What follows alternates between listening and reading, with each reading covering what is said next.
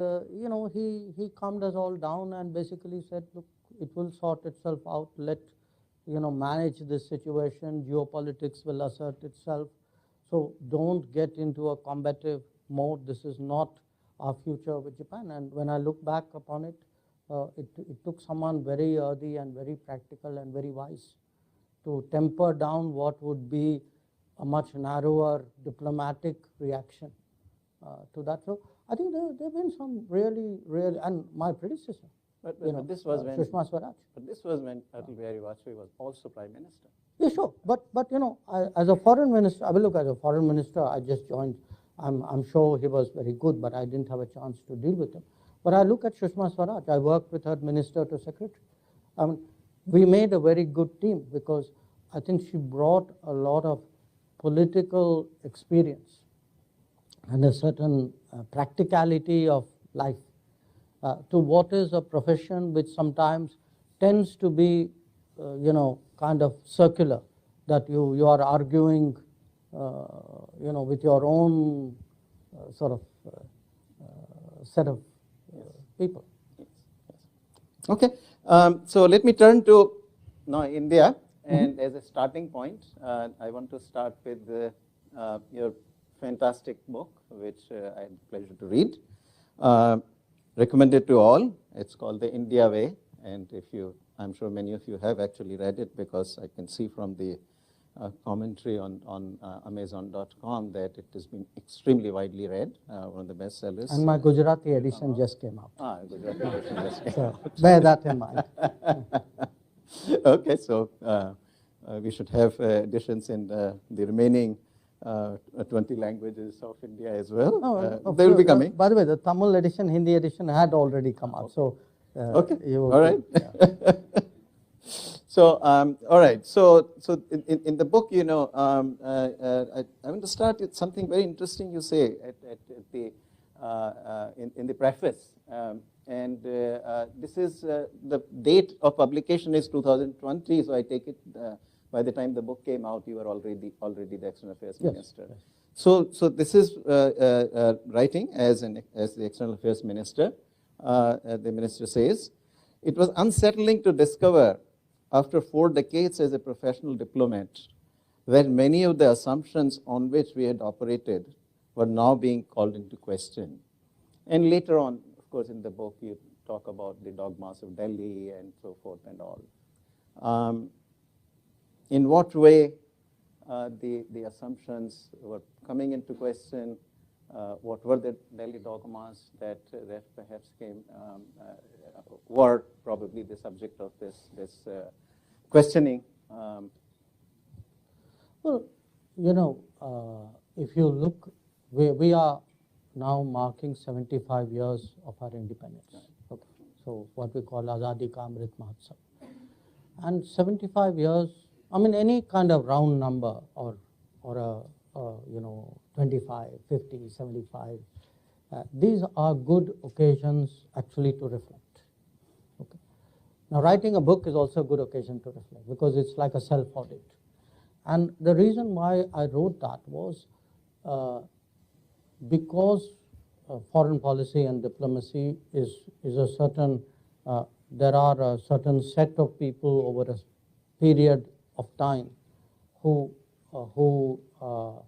determine and decide what is right, what is wrong, what is smart, what is not, and they have a view of the world, okay, and that's the assumptions that they make. Now, the reason I wrote that, which is questioning the assumptions, was that the world has changed so much, and the opportunities for India and the challenges for India have correspondingly been impacted. That the assumptions we would have had 10 years ago, 20 years ago, 30 years ago are today challenging. And if the book was written really as an exercise in provocation, which is read the book and argue with me. And I actually, what I did was each chapter of the book in some forum, I took that chapter, it could be a university, it could be a business forum, it could be a closed group. So I did some variant of that book and then sat and, argued with people and then, kind of put those points into it as well. So it was very kind of dialectical as an exercise. I give you a very simple example. Take our attitude towards the United States. If you look at the attitude towards the United States between late 40s and I would say 2000, I take that as a year, the year Clinton came to India. For almost 50 years, due to various reasons, I'm not saying we were at fault or the US were at fault, the fact was we regarded the US with suspicion, with a lot of wariness. There was a very substantive relationship. But the overall, the foreign policy assessment of the US was of deep caution, if not of deep suspicion. Now the fact is, when the world began to change, the tenability of that view, I think, came into question. Now, we struggled. I mean, even the nuclear deal in 2005, 2008 was a struggle because on the one hand, the US was offering some very clear advantages. What held us back was an innate, historical, deeply rooted, possibly validated suspicion of the United States. So we kind of said, well, there's a gift horse, maybe we really need to look it in the mouth. So it has taken us actually a lot of effort to overcome the earlier assumptions in order to forge a different relationship with the United States. And one of the big differences which really Prime Minister Modi has made is because on this relationship he has not carried ideological baggage. He is not a person, who's rooted in a certain worldview which makes you fundamentally distant from the US. He's been very practical and outcome oriented and done a cost benefit analysis and found various convergences with the US. So you've seen actually remarkable progress in the last 8 years. But you would not have had that if you're not prepared to challenge the assumptions which held us back earlier. So, to what degree do you think India's economic failures, especially during the first 4 decades, limit our ability to assume a more significant role internationally? And here I want to draw a little bit of comparison with China. Now, China was also during these decades kind of as much of failure as India was economically. Yet it seems that somehow China was able to pull its weight a little more than we were able to. That's an understatement, but yes. No, seriously, I mean, they are today 5 times your economy. Yes. So I think it's more than a little more. But even if we look back, pre-2000, let's say, or pre-1995, at least one gets the sense that the Chinese were able to pull their weight in those decades a bit more than we were able to. Why was there this difference, even though we were a democracy and the Chinese were obviously an authoritarian regime? Well, I've sort of addressed that in the book. I've attributed, again, this is a retrospective look free of judgment. It's an analysis rather than a blame game. I think there were 3 big things which went wrong for us. One was, of course, at the start, the partition. The second was the delay in exercising the nuclear option. And the third was the delay in the economic reforms. So China not only did not get partitioned, actually China grew in this period territorially. China exercised its nuclear option early, 1964. We did a half-hearted move in 74. We did it, but we didn't do it. So we had to do it all over again in 98. And that's, 74 was tough enough, but by the time you stretched it to 98, you actually created a big burden on yourself and also allowed Pakistan to catch up in that period.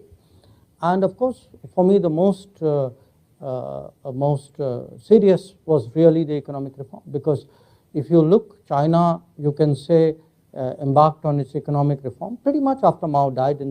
So by 1980, 79, China was very clearly set on a course of economic reform. It took us another decade plus. But there's a very big difference also. Here's the paradox. Precisely because China, in a sense, was during the Cultural Revolution period, the Great Leap Forward Cultural Revolution period, China pretty much it did itself so much economic damage during that period that there were no vested interests left by the time the late 70s came, who bitterly opposed those reforms.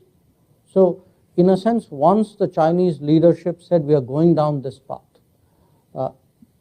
because they were in a worse situation than they were, it was easier for them and more decisive for them to go down that path. In our case, we delayed it by a decade plus. Then there were interests which kind of continued that debate and slowed down that reform. So we never had that sort of clean slate ability to progress with China. So it's not just China had a head start of a decade. China also had a pathway which was much more obstacle-free than it was for us. And then I would argue, in many ways, China had a better strategy. Because to me, it's not just that we did 1991, 92 and said, okay, now great, we are launched. I do believe, and I think you and I don't entirely agree on this aspect of it, that our model of of embracing the world was deeply flawed. We did not build our domestic supply chains, we did not support our small and medium industries. We thought the world economy would be fair to us, and therefore the more we exposed ourselves to the global economy, the more we would progress, we would become competitive. I think the reality was that the world economy was full of players who were not market economies, who gamed the world trading rules, who actually, in a sense, used their practices to fundamentally disadvantage our businesses. So we are one of the few economies where our own companies do not get a level playing field. So late start, no clean pathway, a lot of domestic lack of support, not the right vision. I think these were all factors. And I think today, correcting that, to me, the Atmanirbhar Bharat is not a slogan. It is actually a corrective of a flawed model of globalization that we pursued for more than 2 decades, and I think which has not served our country well. I think you're right. We will disagree on the second part of it. But let me emphasize on the first part. I think that I completely agree that very spot on. That the way I put it to my students in the classroom is that socialism and democracy interacted very differently than socialism and authoritarianism did in China. In India, because of democracy, it was much harder to change, and the opposite kind of forces really came through. I'm not being a contrarian, but I might even challenge that. Not historically. I don't believe being a democracy is an obstacle. I don't believe it's a disadvantage. Look, I'm just giving you the last 3 years. Okay, 3 years which I have seen as a politician and a minister, and I look at what has happened in India in the middle of COVID. And when I see the pace of change in India, the fact that we have been able to create a social safety net, that the Indian system today can day after day look after 800 million people, 2.5 times the population of this country in terms of their food requirements, that we can put bank money into the accounts of 400 million people. The fact that today we can actually create a health system which people felt is something which a low-income economy cannot do. The fact that we built 25 million houses, and if you take average size of 4.8 as a family size in India, that means you really given houses, home ownership to 100 million people. And all of this is done in a democracy. So I think sometimes, democracy has been used as a cop-out for bad governance. Yeah, I don't think, I disagree on that side, that part. I think in the fact of this that, somehow coalition politics is in the way and so forth, I think was used. That part I'll agree with you. But nevertheless, the pace of change in India has been clearly much slower in terms of policy. Democracy per se is not in the way, but you do need a leader at the top. Sure. Who is willing to really take the risk. Yeah. And I think democracy can deliver such a leader, and is delivering such a leader. Yes, it can, but more often than not, whereas in the Chinese authoritarian system, once Deng Xiaoping took the view that, look, the old way is out, new way is coming through, I think he could really bring about the change in a much more forceful way.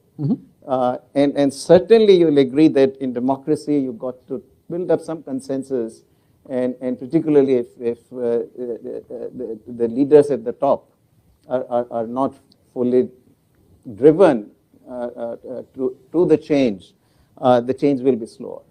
I think that certainly that has been our experience. That I'll mention, for example, just one example. Take the labor law reforms. It has been recognized for 30 years, and it took Prime Minister Modi to finally get them passed through the parliament.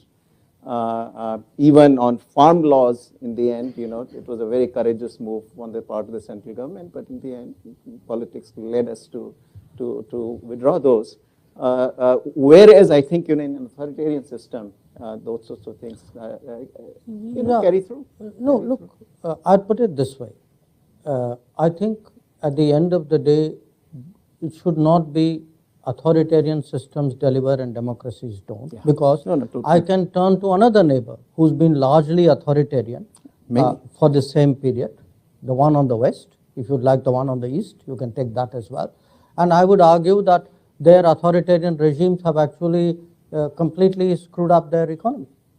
So you cannot make a correlationship between progress and authoritarianism. It's a kind of determinism, and which is not your intention, I know. No, but I would enter that caveat, saying at the end of the day, you need a leadership, you need a vision, you need the ability to implement, and maybe democracy makes it harder. I think it makes it more sustainable. Perhaps a more diverse society needs a democracy. It is harder to do through a more authoritarian way. So I just feel at times the direction of the argument leads us to beat up on democracy more than democracy deserves. And I think somebody needs to defend democracy. Absolutely. No, there's no issue with that. I completely agree and we are in fact one of the examples in the 17 years from 2003 to 2019-20. India has grown 7.5%.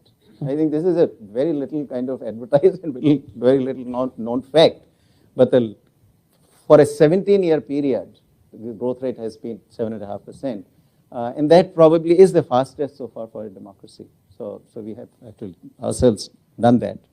So with that, I think, what has happened now in the last 15 years or so. So 2007, I checked, we were 12th largest economy globally. And we have now become the 5th largest. Big difference. I think, perhaps setting aside China, that is the steepest climb that any economy has had in terms of the global rankings and all. How much you think that has been helpful in bringing India? I mean, I sort of think back, 2008, I wrote a book, India, the Emerging Giant, the title. I remember that. And Steve Cohen, who was he's no more of a political scientist at Brookings Institution, he would say that, well, it looks like India is always emerging but never arriving. But I now feel that actually if I had to write a similar book, the title would have to be very different. It is a country that now very much on the global scene.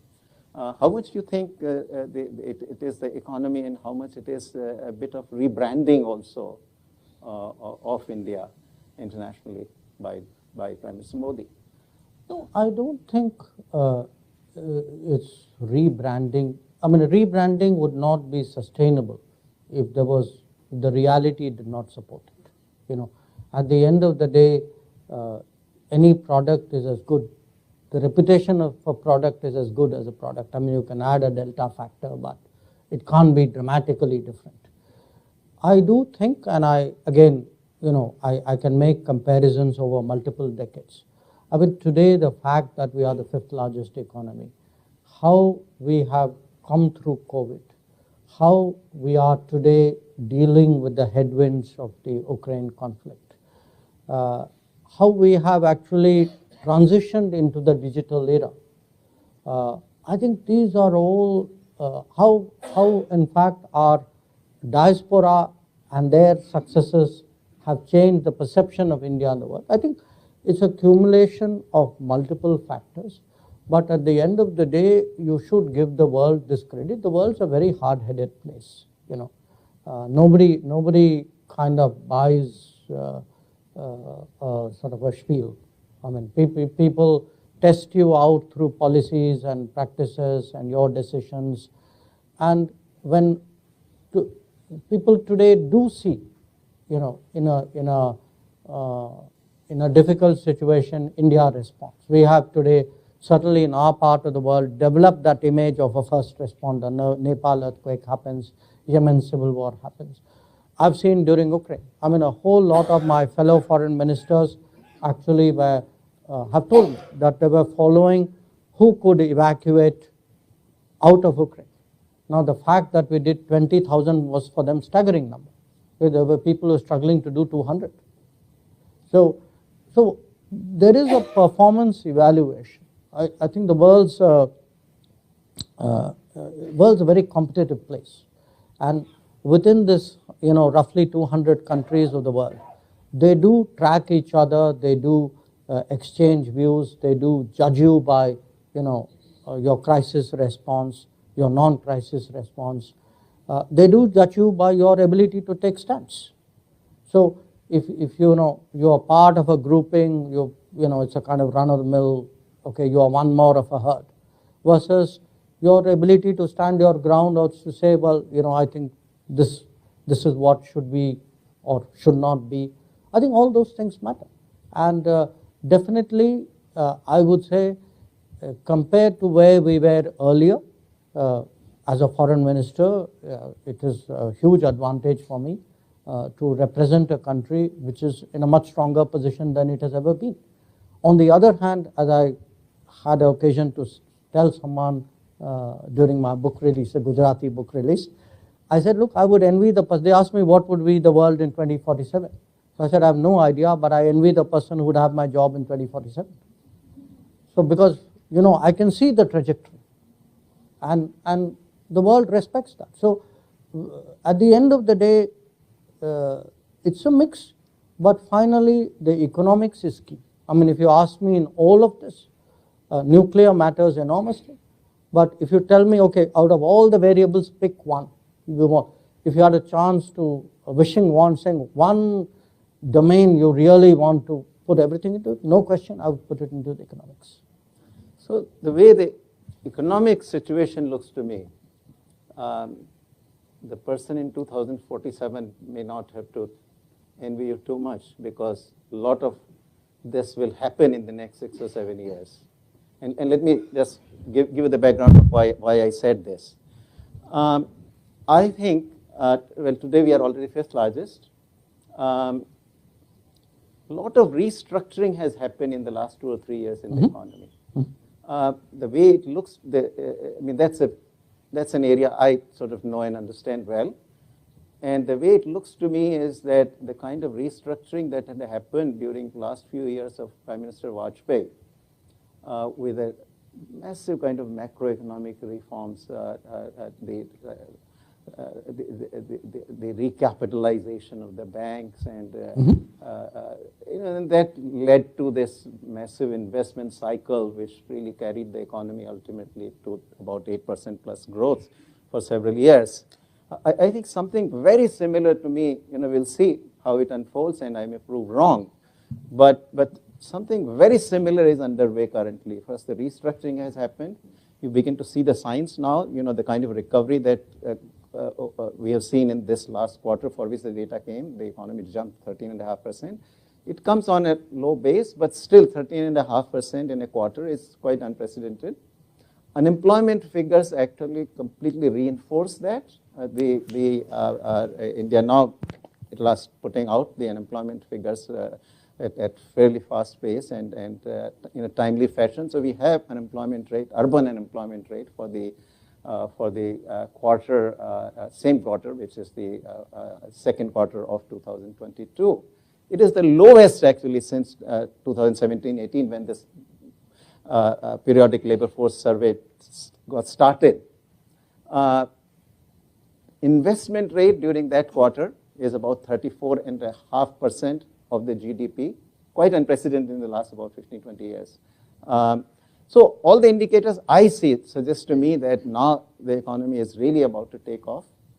My calculation is that it will take another 6, maybe 7 years for India to actually get to the third largest economy. At that point, of the 3 largest economies, 2 largest will be developing countries. 3 out of 4 largest economies will be in Asia. So it seems to me that what you are perhaps thinking might happen in 2047 is not very far away. It is going to happen, at least economically.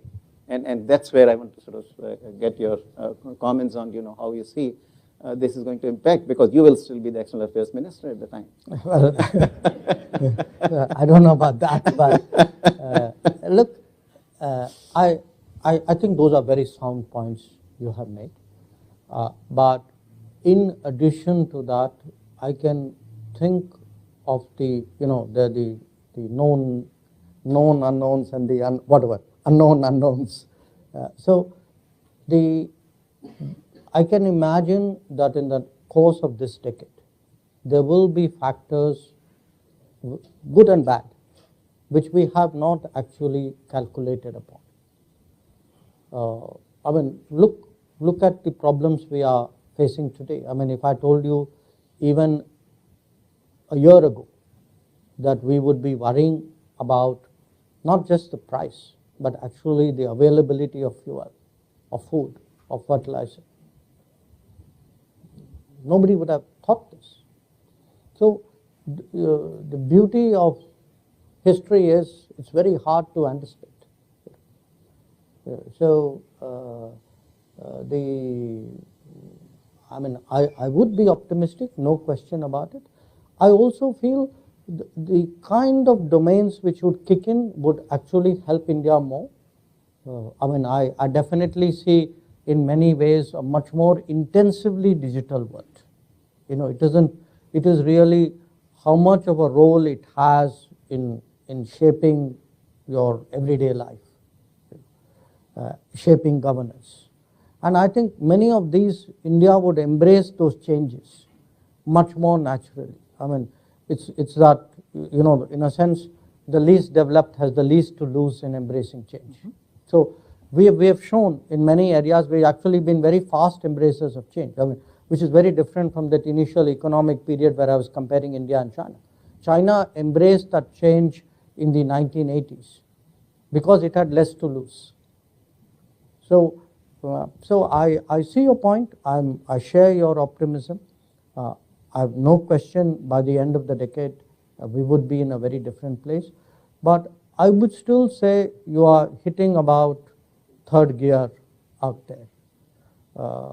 It's really when your incomes, per capita income starts to go to a much higher level. I mean, today we are still at what, $2,000. I mean, when you 2020. Yes. So when you hit 2,200. Yeah. So when you start hitting the 10,000 plus zone, as China has done, then it's a really different ballgame. Okay, let me just ask one more question, and then we'll open it to the audience here. So I return to your book, and this is how you describe, I think, the strategy. This is a time for us to engage America, manage China, cultivate Europe, reassure Russia, bring Japan into play, draw neighbors in, extend the neighborhood, and expand traditional constituencies of support. That's exactly Comment. what I'm doing. That's in essence what we've been doing. Mind you, it's not been easy. I mean, managing China hasn't been easy. Reassuring Russia hasn't been easy. Getting Japan into play hasn't been easy. So, those are the natural challenges of a changing world. But I was trying for a kind of a lay reader really to sum up the multiple directions which we would have to address in different ways. So, life diplomacy is not linear, it's not unifocal. It's also not a zero-sum game. I mean, it's sometimes people think if this relationship is moving better, that means that relationship must be worse. That's need not be the case. I mean, I think a lot of that depends on our strategy and our skills. So the thrust of what I was projecting was a kind of a development along multiple axes towards multiple centers, multiple poles, multiple regions. And that requires an enormous dexterity. That it's like having multiple balls up in the air and you've got to keep it going. And, well, I'm really getting into mixed metaphors, but it's like a high trapeze act with multiple balls in the air. And, you've got to keep getting better and better at it if you really want to progress. And in an interesting way, I would suggest that this year has been a demonstration of it. That, we have had challenges in the Indo-Pacific. We've had challenges in Eurasia. We have tried to kind of effectively address both. We are today seen even more strongly than before as speaking up for the interests of the global South. But we are also seen as actually a deeply democratic power which has underlined the values, the relevance of democracy, which looks today as in the digital domain at the importance of trust and transparency. We are also seen as a additional engine of growth which is trying to make supply chains more reliable and resilient. So you have like multiple roles, multiple targets, multiple relationships, and it's like a it's like a 360 which you got to keep doing. Perfect. Okay, so we'll open up.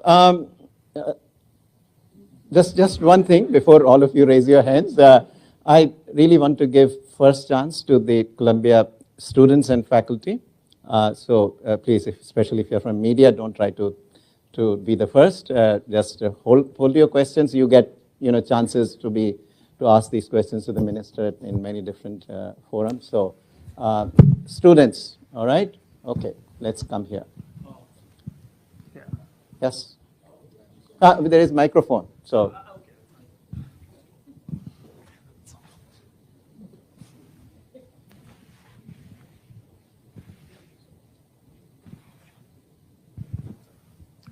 Thank you so much for your talk, Dr. Jaishankar. I wanted to ask you a question in regards to a lot of students who might, like myself, have come, for example, to the US or other countries for their education, perhaps a career that follows. So we come to a point in our lives where we've had to face this very difficult decision that sometimes we end up being citizens of the countries that we've studied and worked at. In India, currently, a dual citizenship, it does not allow that. So I know there's been some talk of changing that, but nothing substantive yet. So could you shed some light on like what is the reason that students like us have to leave our home countries like in an official way and for like leave our passport, which I personally do not want to do. I'm sure a lot of people don't. So could you tell us like if that is going to change anytime soon, or what is the thought process behind not giving dual citizenship? Thank you so much. Shall we take two more questions? Yes, absolutely. I can cover more. More efficient, yeah. Yes. Yes.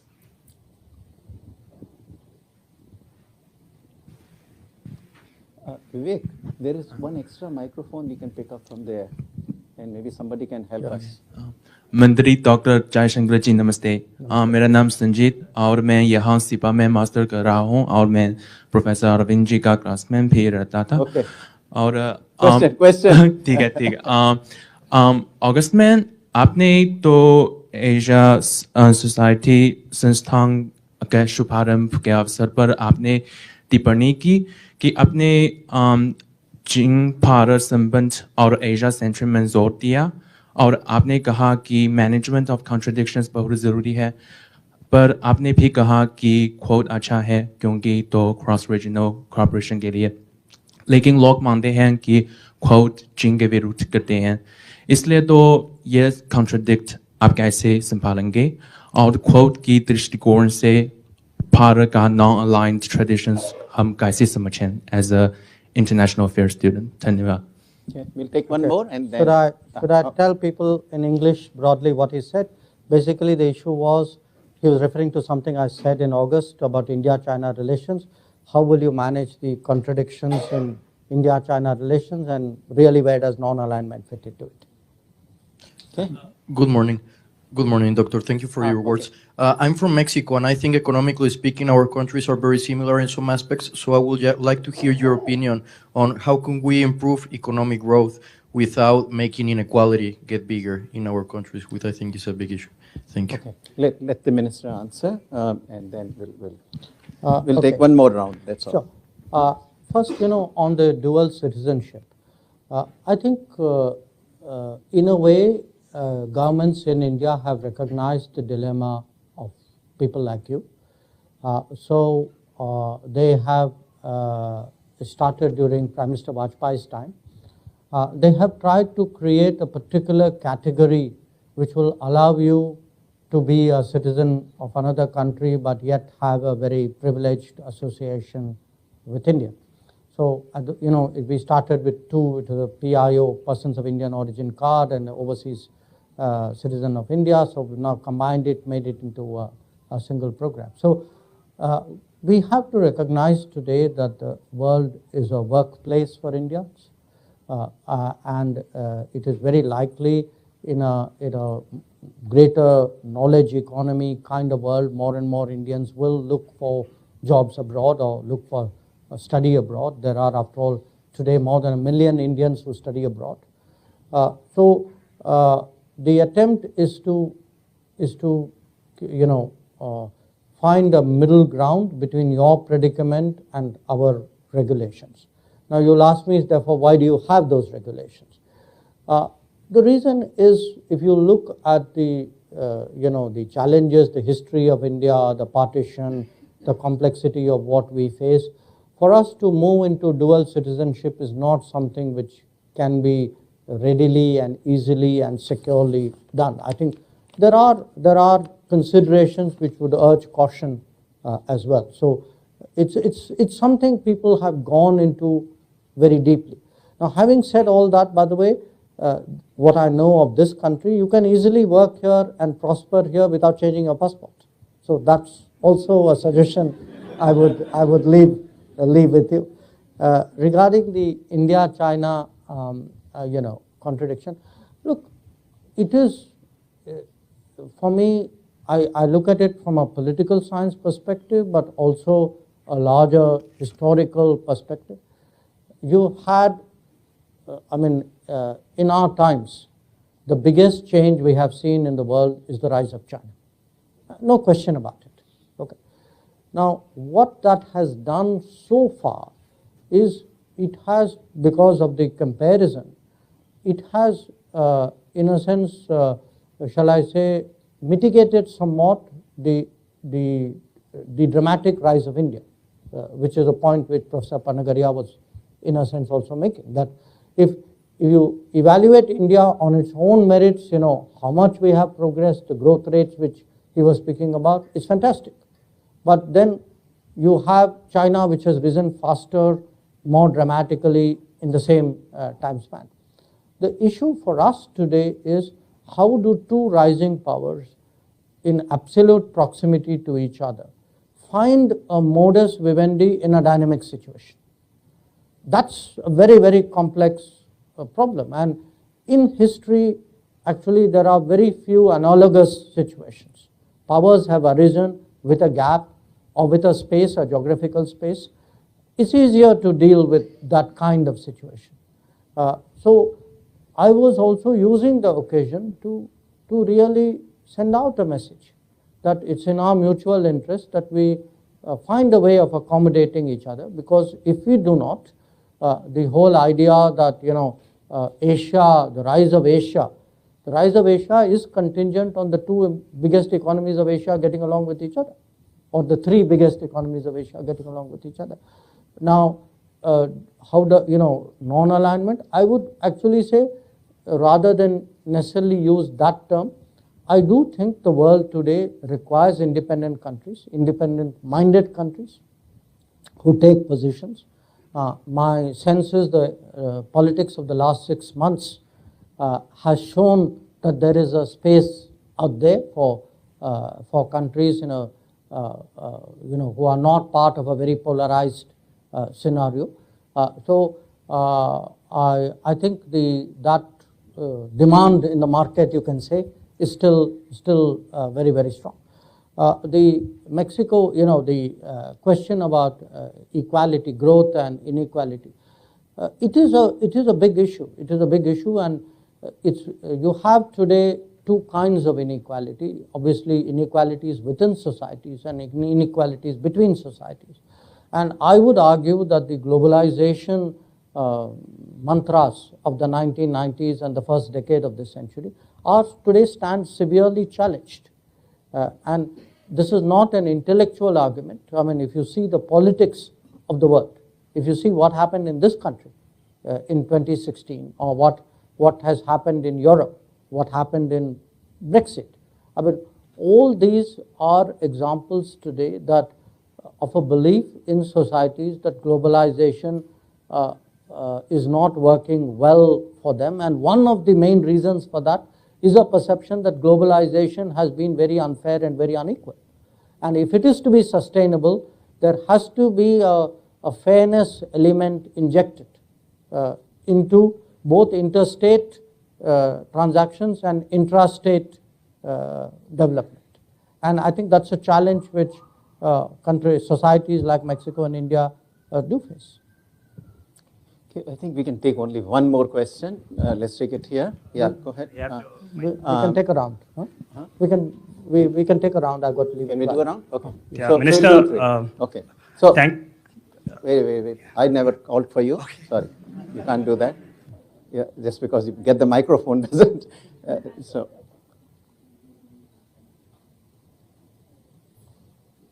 It's called an early mover advantage. Hi, sir. Thank you for taking my question. My name is Khushbu. I'm an alum from Columbia Journalism School, and currently I'm with South China Morning Post. I'm the news correspondent. My question Sorry. I told you, not the media guys. Okay. Back to the we mic. have somebody here. Yeah. Yeah, go ahead. Am I loud enough? Yes. Yeah, Minister, thank you so much for speaking to Columbia. It's really an honor to hear you. And before my question, I'd like to say thanks to technology, we've had the chance to hear you often. And I hope one day I become half as good as the way you are. And you've shown us Question. My question, Minister, over time, India has sort of growing conversation in India that we have reclaimed our true rightful place in the global order. But facts do speak otherwise. We continue to struggle at global level to get our action approvals timely and get it quickly.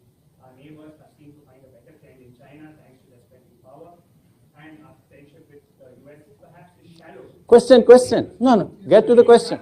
Support the defense supplies of our neighbors. Having said this, these could be recent examples. Having said this, don't you think that our foreign policy is more rhetoric than substance? Maybe we are claiming much more than we actually do, and that's something that we're hoping that you can have your comment. Suppose I said no, would that answer your question? It does. Okay. So let's get here. Yeah, go ahead. Yeah, good. You're holding microphone. Go ahead. So my question to you is, what is India's strategy when it comes to trade agreements, particularly the recently concluded ones? And are geopolitical concerns taking precedence over trade interests? Yeah. So okay. The young lady at the back. Already done. Yeah, go ahead. Peter. There. Good morning, Yeah, His I'll come on this Excellency. side. The last time I saw you was in the Indian Embassy in Beijing. Question. Question. So there's some word going around that there will be a Chinese embassy in Chennai, which is where I'm from. So do you have any information about when it will be established? Consulate. Okay, I can take one more. Okay, one more. Go ahead. Uh, Yeah, there is a microphone. Get the microphone. Sir, how long will we have to wait before India gets permanent seat at the Security Council? I know you are here to do a lot of work on the security. I'm working on it. Yeah. So, okay. Look, I seriously want to answer that first question. Okay, you got the mic. Okay, this is absolutely cut off. Okay, last. Sir, thank you so much for your talk. I'm a SEPA student. My name is Ishfaq. I'm from Pakistan. Engaging America, managing China, cultivating Europe, reassuring Russia, bringing Japan into play is what India desires. And as you said, that India has never been stronger right now. It has been in its whole history. But when we look at the domestic situation in India, where social divisions are getting intense, so do you think your domestic policy is going to affect your foreign aspirations to project your strength? Sure. So let me start with the first question of the gentleman there. Is it all rhetoric? I don't think objectively anybody can say that, because if you take measurable indices of whether your foreign policy is working or not, and typically what would be measurable indices? Is your foreign trade increased? In our case, because we are a developing economy, has your foreign investment grown? Are you today part of key international bodies? Does your word count in big issues like, say, climate change, terrorism, tax and black money issues? Are you part of the key international institutions? I think if you use any yardstick today, we are more present, we are more influential, we are tabling new ideas, new proposals. Our economic footprint in the world is growing. So I honestly think, even if I was my own worst critic, that I would recognize really a lot of these achievements. I don't think it is just our way of words. Maybe we are good at it, but I think there's a very solid, practical set of achievements, including, by the way, in our neighborhood. If you see today how much more our neighboring countries are linked to us. When I look far away, I was in a meeting a few months ago with a bunch of countries from the Caribbean. All of them very pointedly said, we got our first vaccines from you. Okay. So for the rest of the world, when they look at what happens when there's a crisis, who delivers, who's active, these are countries, by the way, in the Western Hemisphere. So they could have got it from someone else, but they didn't. So I think you should give foreign policy that credit, that things have changed a lot, especially in the last decade. I accept that there are challenges. There will always be challenges. As I said, India, China, how do we compete? Where do we collaborate? Where do we contest? It will be there. Nobody is going to give us a free pass. That's not the way world politics works. So, but I have the confidence today to compete. I know that in many areas I can do better than I was doing before. And by the way, the world knows it too. Absolutely. So the second issue, the trade agreements, we have done a trade agreement with Australia and UAE recently. We are in the middle, fairly advanced in negotiations with the UK. We have recommenced with the EU. We are quite hopeful out there, and there'll be a few others which will happen. Is there a geopolitical angle to it? I would say at the end of the day, trade has to be done primarily on trade merits, and that's actually what I keep saying to my trade minister. you have to tell us you've got a good deal. I would sort of not press you to compromise on the economic merits of a trade agreement. But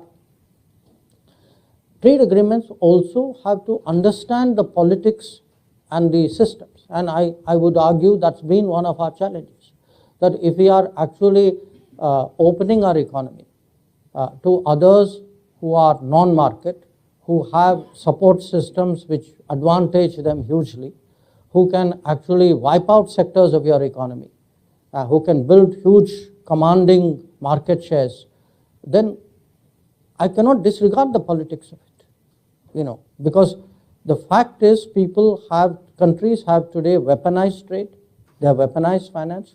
So I cannot say this is an economic box and that's a political box. Those boxes are today meeting in different ways. So I have to keep the politics in mind. I have to keep the nature of the economy of my partners, of my potential partners in mind as well. The issue on the, I assume you mean a consulate in Chennai. To be very honest, there was a time when we were thinking of expanding our respective consular presences, but I do not recollect a recent conversation out here. But in any case, at this point of time, very frankly, I think it's important for our relationship with China to come back to normal. So I think that's where our focus is. And the relationship, as I keep telling people, is not normal for reasons which all of you know. On the Security Council, I was serious when I said I'm working on it.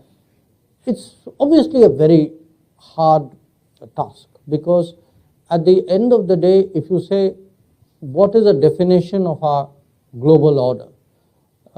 The P5, the permanent members, is a very crucial definition of what the global order is about. So it's a very fundamental, very deep sort of transformation that we are seeking. We believe the transformation is overdue, because this was the UN is a product which was devised 80 years ago. And 80 years ago, by any standards of human creativity, is a long time ago. And if you look, the number of countries, independent countries, have quadrupled in that period. And the case, there are big parts of the world which are left out. But if I were to, in a sense, go to Professor Panagaria's description of where India would be, by within a few years, this will be the third largest economy in the world. It will be the most populous society in the world. It is a country which, to have such a country not there in the key global councils, I mean, obviously it's not good for us, but I would also urge it's not good for the global council in question. And I do believe that with each passing year, I sense in the world a greater and greater support for India to be there, because we do command today the confidence and trust of very large parts of the world. I do not want to compare it with the current P5, but I would at least say a lot of countries perhaps think that we speak for them with a high degree of empathy and accuracy. And finally, the last question, look, every country has its politics, okay? In politics, people will use arguments which they believe work for them or which will resonate. I think I do not agree with the premise of what you are saying. I look, again, as someone on the ground, I look at 3 years of what has been really a tough time for every society, of going through COVID, of trying to protect growth, foster growth, of seeing how benefits are given. And when I hear the talk of divisions in India, I can only tell you, I threw some numbers out at you, that 800 million people get food, 400 million people get money, about 100 million people have benefited from houses. You have a polity which is conducting a massive social support exercise. And to me, I do not see any discrimination in the manner in which that is done. When I see delivery on the ground, yes, there is the argumentation, and often very bluntly put, the argumentation is of vote banks which have historically profited by tokenism and by projecting that the interests of a few are actually the interests of many. So at the end of the day, do look at what is happening in India. Voting rates are rising. At least in our country, elections are not questioned. Okay. Huh? So I want to tell you, I mean, this is a country where the polity is working, where the delivery is happening on the ground. There is an air of optimism. You have to see it. I mean, when I travel around the world, the world's been a pretty tough place these last 3 years. And a lot of people are feeling very down. That's not the mood, that's not the sentiment in India. And it's important for people to see that. So trust me, it's working well for us. And India has arrived. All right, so well, I was going to say that, so thanks, Dr. Jaishankar. I think it's been fantastic. Next time you come again, we'll have to have you here. There are a lot of others who wanted to be here and couldn't be, so we hope we can have you again.